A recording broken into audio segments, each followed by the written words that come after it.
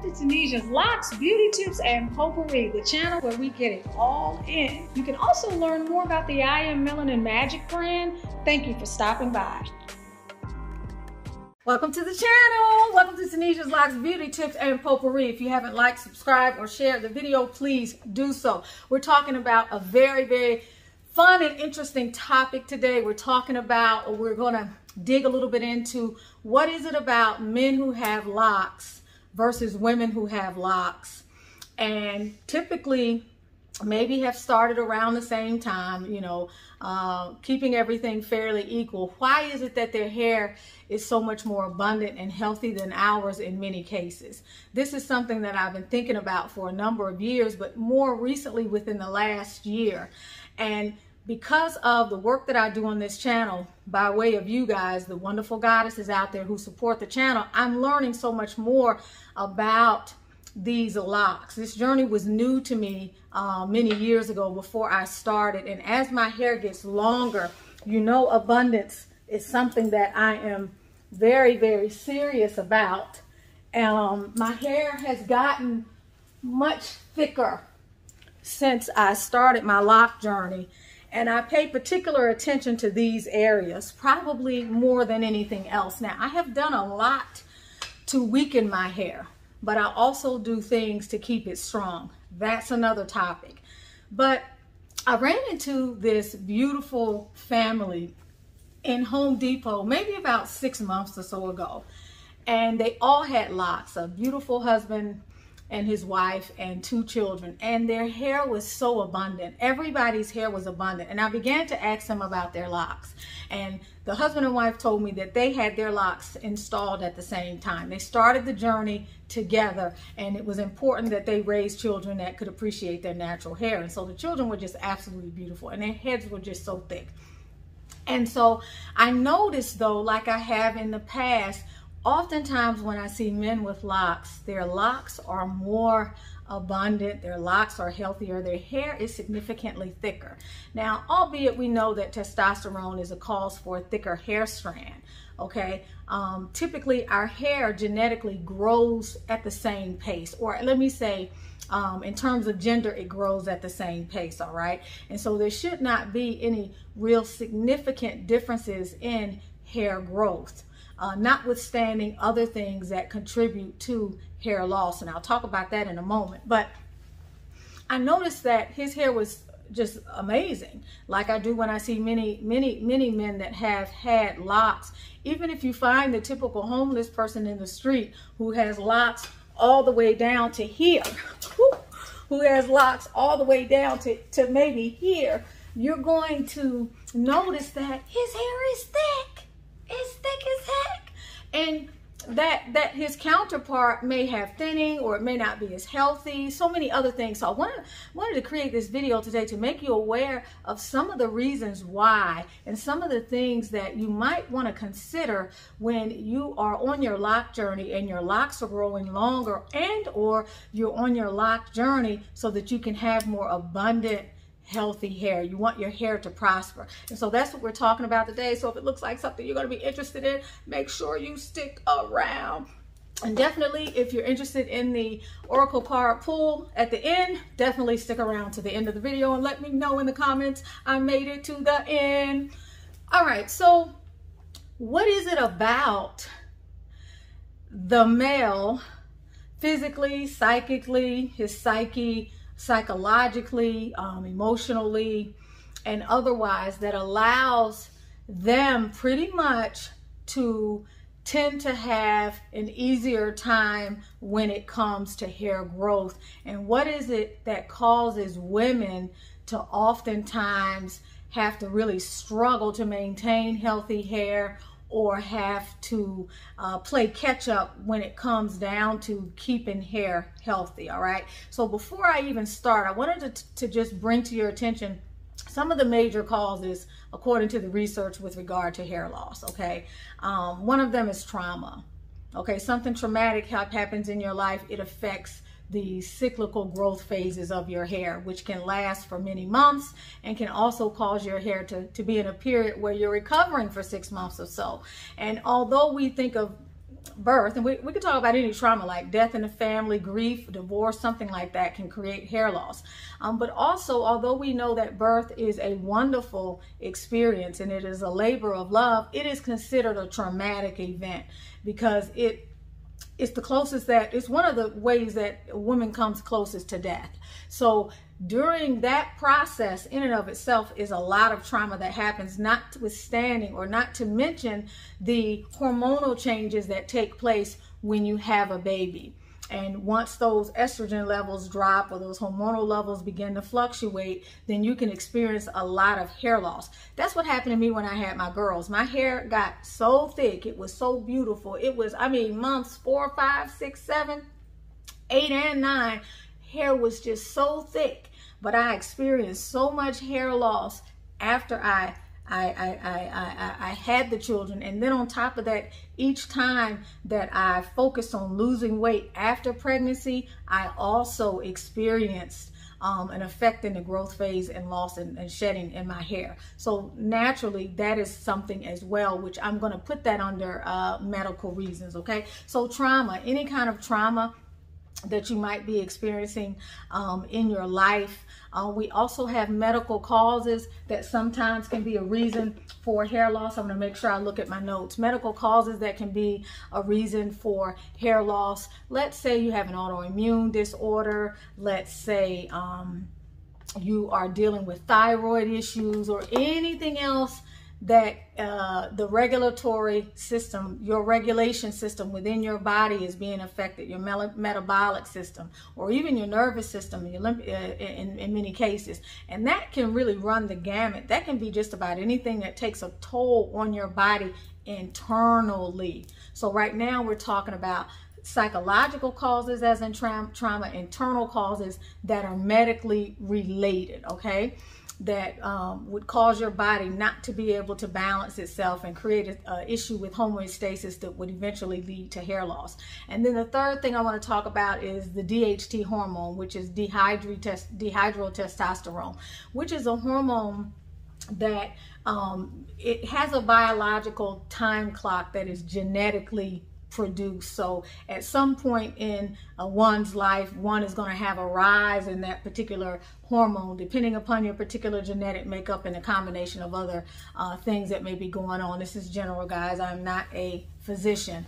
But anyway, and so as a result, it interferes with testosterone, okay? And if allowed to continue to rise, you know, and do whatever it wants to do, eventually it's going to interfere with your follicle growth. Okay, it's going to begin to cause the follicles to shrink, and eventually they either disappear or they disintegrate or they become unhealthy or they die. All right, and so men have that, but also women. That's the primary thing you always hear about with men, where it causes male pattern baldness, and they start to go bald right in the center of their head. With men, when they lose hair, it tends to recede. When we begin to lose hair, it's more all over. It's more of a diffuse process, and oftentimes it can start up here when we're talking about certain types of hair loss, and then we experience hair loss around the hairline. Those are the three causes that research will kind of talk about. The fourth thing that I want to speak about, because I think it's particular to Black people, to many people of the African diaspora, to melanated people, has to do with the type of alopecia that we experience. Some refer to it very commonly as traction alopecia. The type of alopecia that we experience as a result of the way we style our hair and the way we pull on it, and the way we culturally have embraced hairstyles that when done a certain way and maintained a certain way can create some hair loss. Okay, so those are the first three are just the generic sorts of things. All right, the other one, the traction alopecia, or the hair loss as a result of styling, is one of the main reasons why men don't experience the same level of hair loss that we do, because they are not pulling on their hair. They're not forcing the hair in these tight styles. Now, even when we have these locks here, it's not so much that we have to get them retightened on a regular basis, but many of you send me pictures, you talk to me on the channel, and I've talked about this before. Many of you will reach out to me about your hair, and will the product I Am Melanin Magic Hair Oil help your hair, but in the picture your hair will be styled. It will be cornrowed, braided, it will be pulled up in an updo, and while it looks beautiful, I have to caution you that the more that you are styling your hair, whether you're losing your hair now or not, remember, we're planning for the future. Hair loss happens cumulatively over time, especially when we're talking about traction alopecia. The more that you are pulling your hair, styling it, forcing your strands into certain styles, and all of those sorts of things, the greater the risk is going to be that you're going to cause trauma to your hair. And that is something that men simply are not into as much as we are. Their crown is able to just be. It's able to just be their crown. They're not spending a lot of time trying to style it or making it curly or even coloring it or putting rollers in it or wrap-a-lock tools or pipe cleaners like I use sometimes, and all of these other things. Their hair is just on their head, it's loose and flowing, and they're doing a very little to it. And if you notice the channel, when I started this channel, one of the reasons I wanted to start the channel was so that I could become more creative with styling my hair. And I made a promise on the channel that I would begin to share my hairstyles, and I would venture out more in creatively styling my hair. And I'm glad I never got that far with it, because fundamentally, the more that you're styling your hair, the more you're going to experience not only hair thinning and damage to your hair follicles, but also uneven locks, thinning locks, not thinning from the root, but thinning throughout the length of the lock. So that's something that you want to be very, very mindful of. I suggest, as someone that has had locks for the length of time that I have, and somebody who's doing a lot of research in this area and also getting a lot of anecdotal data from you all and other people that I deal with, that reducing styling to a minimum is something that's going to be very important. And while you may give up a certain amount of creative control right now in your life when it comes to your locks, you're going to be so happy later on that you did that, because all that unnecessary styling is just that. It's unnecessary and you don't need it. You will notice that when I come on here, usually I have my hair like this, right? I may have it pulled back. Every now and then I'll put some curls in it, and I'm very gentle when I'm doing that. I've gotten out of the habit of doing that as much. I love my curls, but I know that I may pay a price for them at some point, so I'm trying to move away from that to some degree. But when I pull my hair, I have it like this. I seldom, even when I take my locks and I pull them to the top of my head, I don't pull them like a lot of people do. I find a way to do it like this, so the stress is not around the crown of my head, and then I'll just take something and tie it up here.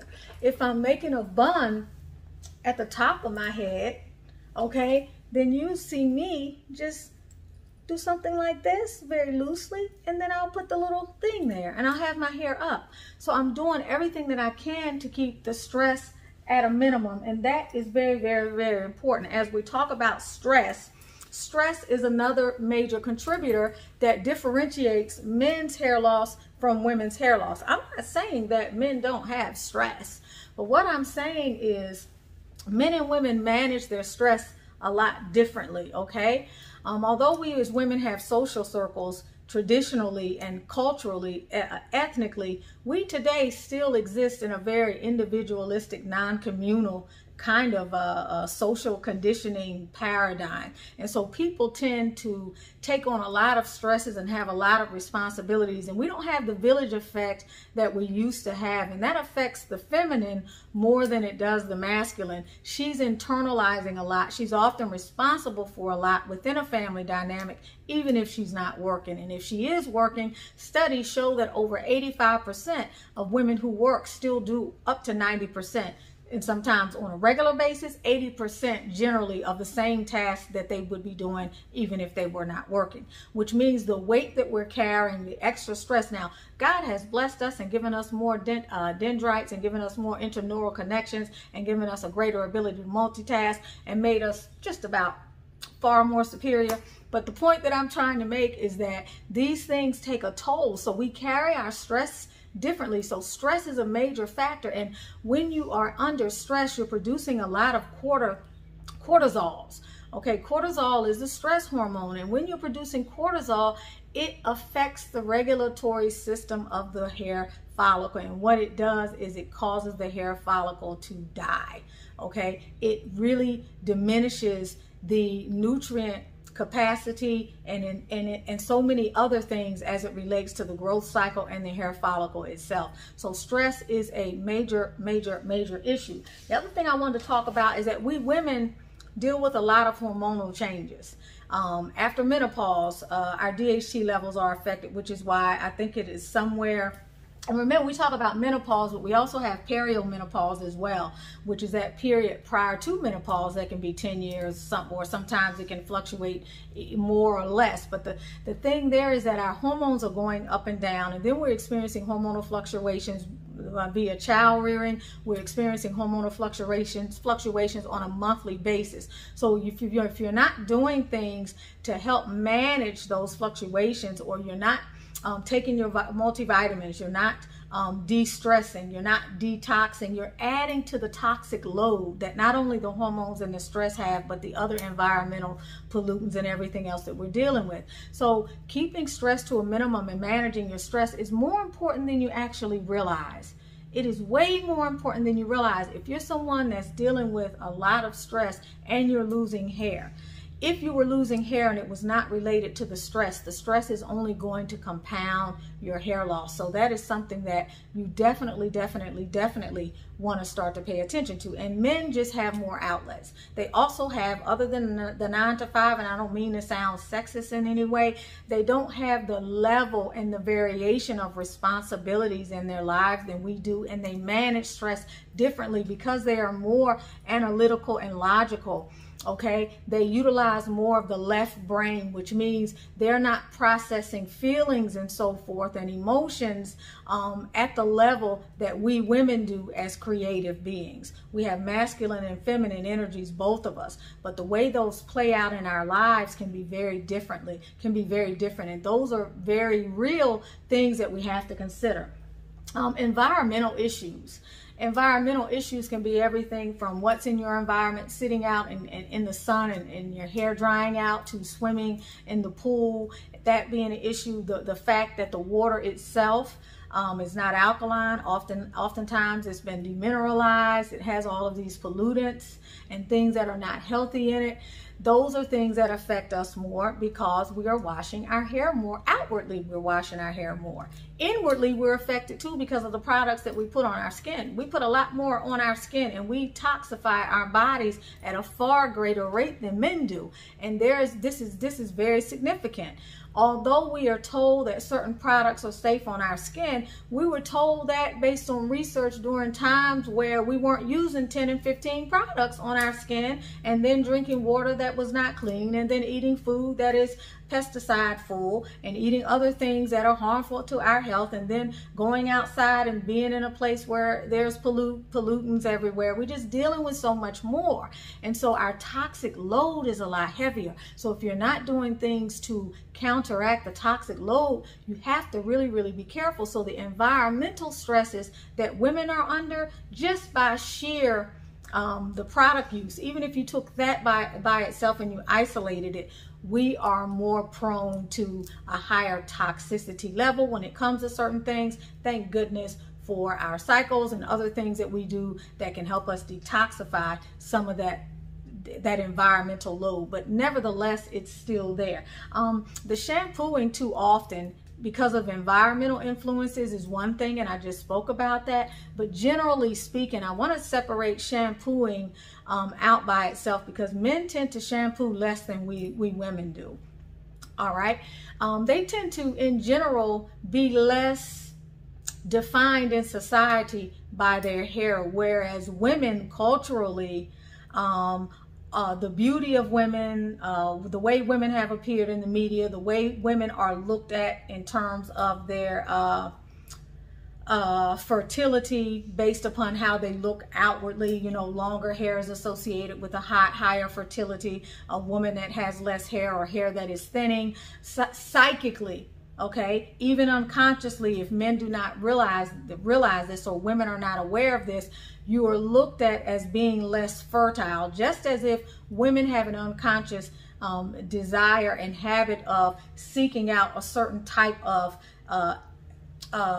physical quality in men, not just because it's physically appealing, but because it is associated with our primal instinct and our biological drive to co-create and populate. And so a man that looks a certain way gives off more of an air of being more fertile, of being able to produce children, and being more capable of defending and protecting his goddess. So these things are very real. So as far as women are concerned, when our hair is not where it needs to be, or we start losing hair, it affects us at a very deep psychological and subconscious level. It interferes with self-esteem. It can cause you to fear whether or not your work is going to be, your workplace environment will be affected based upon what's happening with your hair. It can be a source of shame.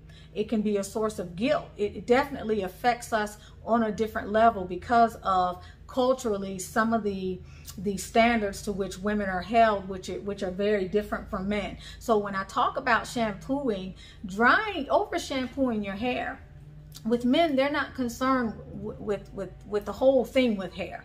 They start losing their hair in their 20s and 30s, and male pattern baldness starts to set in early. Initially, they're feeling some kind of way, but eventually they get rid of it. They either shave the hair off or they let it fully go, and they're not really stigmatized in the same way that we are.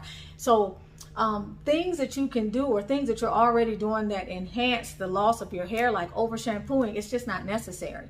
If you're using the right products on your hair, plug, I am Melanin Magic, it's not necessary to put that kind of stress on your hair. I work out, my hair smells good, I'm out in the sun. In fact, I love the sun. I am a very active person, and I remember what my hair care needs were before I started my own regimen and took over the health of my hair. I had to wash it because I had dandruff, I had buildup. This is before I even had the locks. So I had to wash my hair once a week. If I didn't wash it once a week, by the time I made it to 2 weeks, my hair was a mess. So I had to wash it. I wash my hair now, and you guys know the majority of the time, 80–90% of the time, I wash my hair every time I get it retightened. You guys know I'm usually on a 10 to 11 week retightening schedule. Sometimes I'm at 11 weeks. I don't wash my hair that much. I can part my hair anywhere under any given time, and as long as I've been using this oil, okay, my hair is clean. I don't have any residue. My scalp feels good, and that's working for me. Now, I'm not saying that that's going to work for you and that it will work for everybody, but what I'm saying is when you wash your hair, you are stripping your hair of essential nutrients. When you wash your hair, you are coating your hair with the toxicity that is in the water that is running from the shower. Unless you're going up to Amicalola Falls or Flovilla to get that healing water, or you're using alkaline water to wash your hair, you're subjecting your hair to unnecessary stress, not just in the manipulation of it, but in the chemical load that you're putting on your hair, not to mention the fact that you're drying it out. And there are other ways to keep your hair clean. So I would encourage you to look for other ways to feel that your hair is clean, because a lot of times also it's a thing of feeling that the hair is not clean, and thinking that the more chemicals you put on it and the more crazy products you use on it, the better off your hair is going to be. And your hair is probably not feeling the same way.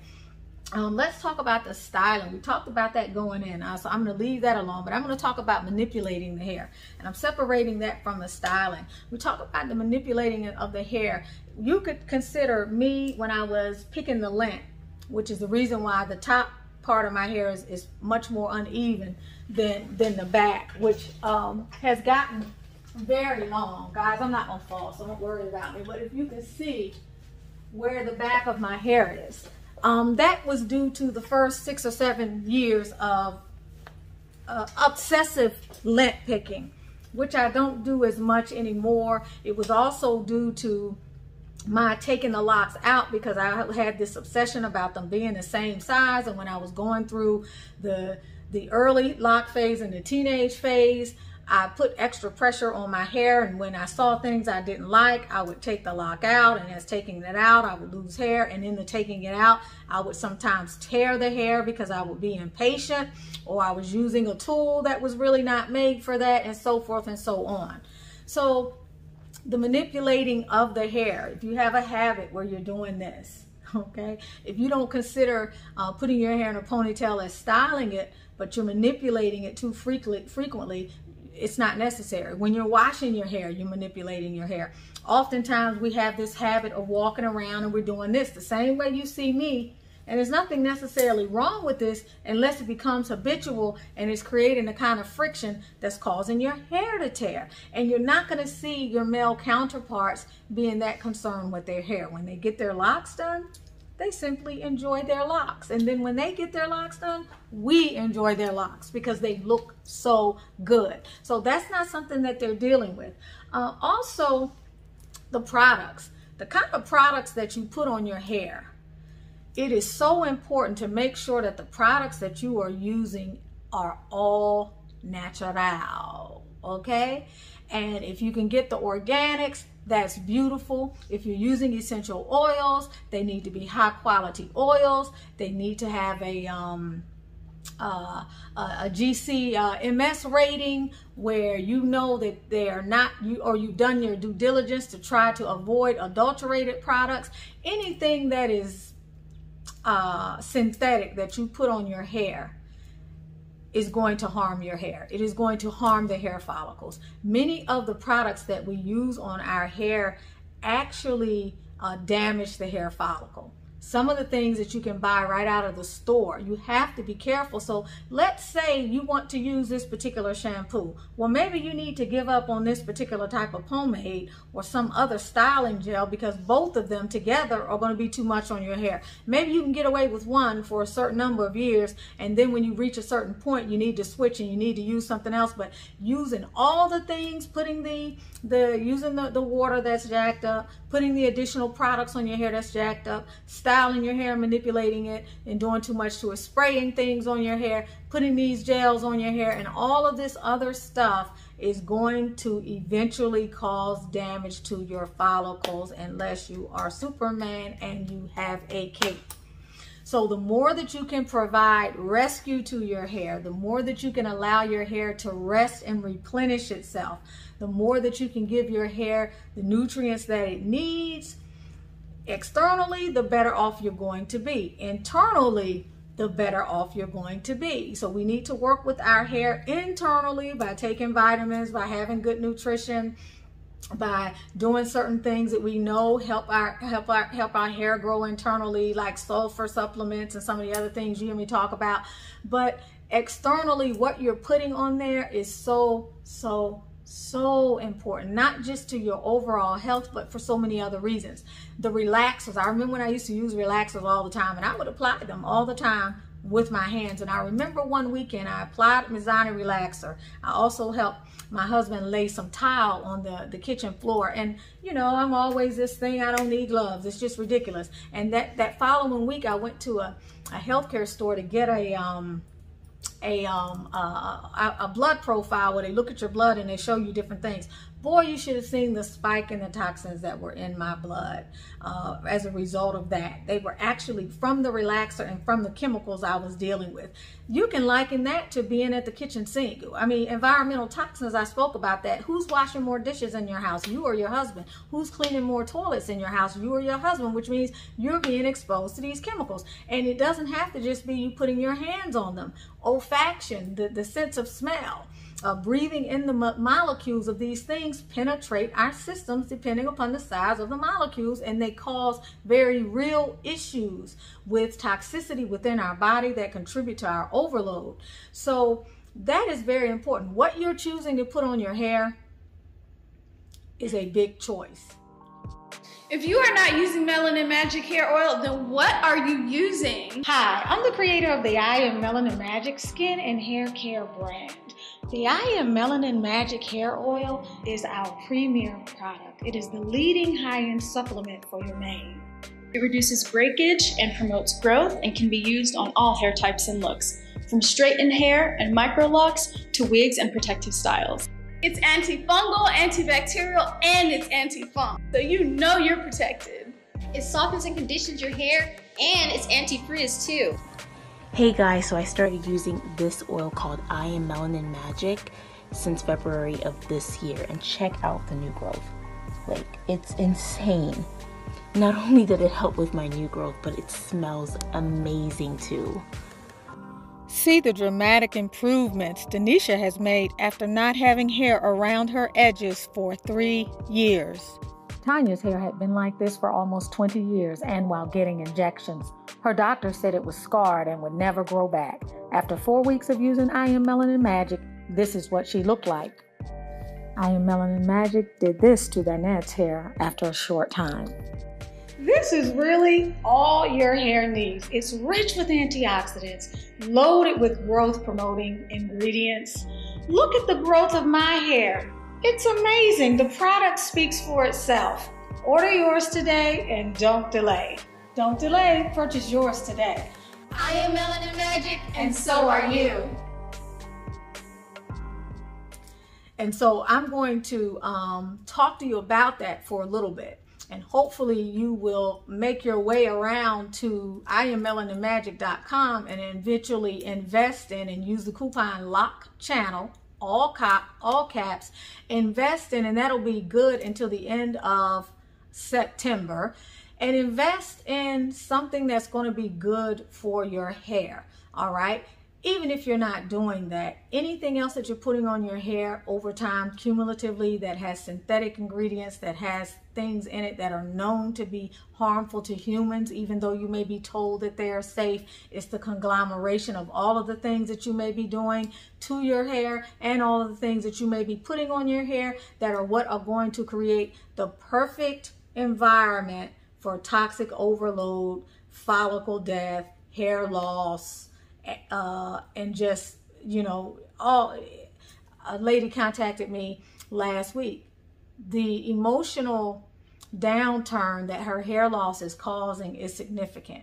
If you could for a minute just go there in your mind what it feels like to really lose your hair and to be losing it from where you can see the thinning of your scalp or to have locks falling out.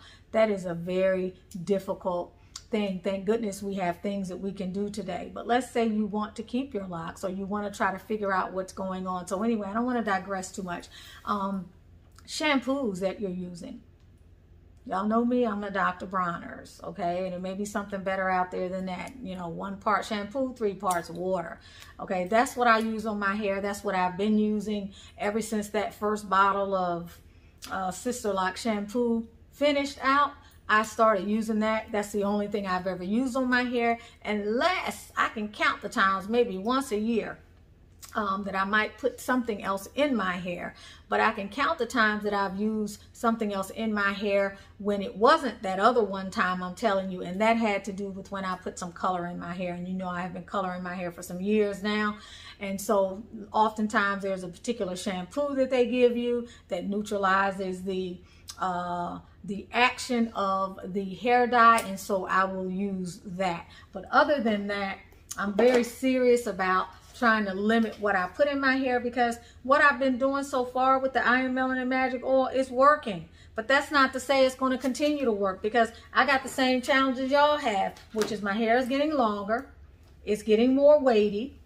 Eventually it will. It's light as a feather now, but eventually it will. It's getting more cumbersome. It's in more close contact with my clothes, which means it's being manipulated more. And there are a lot of other challenges that you're going to notice that you start to run into as your locks get longer. Even the retightnings are different because there's more hair that's being pulled through the lock, right? Which means it's creating more what? More friction. So anything that's creating friction and tugging eventually has the potential to create the perfect environment for hair loss. All right, let's see if the last thing I wanted to talk about And how many have I talked about? 1, 2, 3, 4, 5, 6, 7, 8, 9, 10, 11, 12. 12. Number 12 is energetic frequency. Your energetic frequency, which can contribute to your stress or put you in a certain other more relaxed state, is very important. But the energetic frequency of those things that we crave, that we don't have, has a very real effect to it, as crazy as that can sound to some people. Your state of mind and your state of consciousness can affect your hair growth, not just because of obvious reasons. For example, the state of mind and the state of consciousness that you're in is obviously, it'll affect the amount of sunlight you get. It'll affect the degree to which you go outside and get fresh air. It'll affect the degree to which you get exercise. It'll affect the quality of the foods that you eat. Your state of consciousness, yes, it does. It affects the degree to which you drink water. It affects the quality of the foods that you eat. It affects how you manage stress and how you manage life. But it also affects you in a different way. And that is the focus that we put on this hair. Whether it's hair, whether it's acne, whether it's skin, whether it's looking beautiful. Oftentimes, you know, like anything else that we chase, it runs away from us. Even if you chase your cat or you over love on your cat is going to run from you. Your dog is going to do the same thing. They may run to you all day long, but eventually if you over give, they're going to hit the road. Your children, the same thing. Nothing wants to be smothered. Just by way of the law of attraction, those things that we think about and focus on expand. So if you are in an energy of lack when it comes to your hair care regimen, then you're going to find that you're going to have more problems with hair loss. If you focus on hair loss, you're going to have more problems with hair loss. If you focus on what you have, then what you have is going to it's going to escape you. You're going to have difficulty with that. So try to focus your mind around abundance. If you find hair loss is an issue, visualize abundance in your hair. Visualize the healing that takes place each time you comb your hair. Love on your hair. Take time with your tresses. Begin to feel more abundant. Try not to focus on the negative impact of what's going on, as difficult as it may be. Same thing that goes with your skin. The more that you focus on the acne, the more the acne expands, because these things create stress. Not just do they create stress, energetically, everything manifests energetically in the unmanifest realm before we see it in the manifest realm. So we are co-creating a lot more than we actually realize. Okay, let's get this card in. For those of you who have stuck around to the end, I appreciate you. Make sure you let me know that you stuck around to the end by typing "I'm still here" or "I made it to the end" in the comment section. And let's pull a card for you. For those of you who are leaving us at this time, this card did not, Gaia, y'all. This is Earth. This is Mother Earth. This is Mother Earth. And then we have the silent card. It's interesting. We were talking about relaxation, getting outside, maybe meditating. This card is really saying to me today, the message for you, if you stuck around to this part of the video today, is that you need a retreat. You need some time to wind down. You need some time to be alone, some time maybe to go within. Now, if this is related to you and a lover or a spouse, you need to take some time away. You need to spend some quality time together to get to know each other more, to love on each other more. If this is about self, and you'll know where this applies, then you need to take the time to insulate yourself from the stresses of the world, to insulate yourself from the stresses of other family members. You need to find a psychological, spiritual, mental, emotional, and physical retreat. Now, for some of you, because of the demands of your schedule, that might be locking your door at 10 o'clock at night after the kids get into bed and creating a retreat in your bathroom, adding on a spiritual cocktail like a spiritual bath, or having a glass of wine or a smoothie and just relaxing, dimming the lights, loving on you, playing some healing sounds, messing around with some crystals, whatever it may be. This is saying it's time for you to pull away. It's time for you to exercise a moment where you have some time to hold the space for yourself and that you can listen to your inner voice. Okay, I feel like this message is more for emotional health and wellness and physical health and wellness. This is telling you to value the nature and the creative life force energy that you have around you, that you can tap into through Earth. It's a perfect time for this message because we happen to be in the summer months. We're in summer, and so the weather is great. It's a wonderful time to get out in nature, hug a tree, sit on a big rock in front of a lake, put out a sheet or a comforter and just lay outside. Go to the park, walk, but take some time in nature. Go hiking. Nature gives you the inner silence that you need. Nature creates a sense of solitude. Nature creates a sense of sanctuary. Nature also helps you to balance your energy field, and it contributes to an overall feeling of health and wellness. But statistically and research, from a research-based standpoint, being out in nature, in particularly grounding, taking your shoes off, walking on the earth, taking your shoes off, being out in nature, hugging a tree, doing gardening, these things put you close to contact with the earth's biofield, which is giving off high vibrational energy on a constant basis, which then is imbibed into your body, all right, and your body is able to deal with free radicals. Your antioxidant capacity within your body improves. It helps to lift you with regard to the emotions of depression and anxiety. It relaxes the body. When your cells are stacked up like this because of stress and toxicity, like the chemical work that I was doing, what it does for you is it relieves some of that. And then your little cells can float like lily pads in the water, spaced out like plump little pancakes, and be happy, ooh, and giggly. So let this be a message for you to get outside, to take advantage of the beauty and nature that is around you. And if you and your hubby or your lover, your spouse or whatever, have been thinking about going somewhere, perhaps you need to find a cabin somewhere in the mountain. Take the time to get away from the world, insulate yourself. And if you can do that by getting into nature, or you can take a trip that will put you closer to earth and it will allow you to nurture yourself, do that. And also pay tribute to the earth's role, Mother Nature's role, Mother Earth's role in allowing us to incubate in her womb, so that we can all partake of the abundance that is always flowing from Mother Earth through the Creator. Thank you so much, Tanisha Ali, and I hope to see you soon on the next video. Don't forget to check out the site, IamMelaninMagic.com. My information is in the description if you're looking for an oracle or tarot reading, or you need to clear your energy with Reiki, or there's hypnosis that you're looking for, or whatever else that you may be. Check that out. Also, make sure you get a copy of my book, Manifesting Your Masterpiece. Thank you so much. Much love to you. Bye.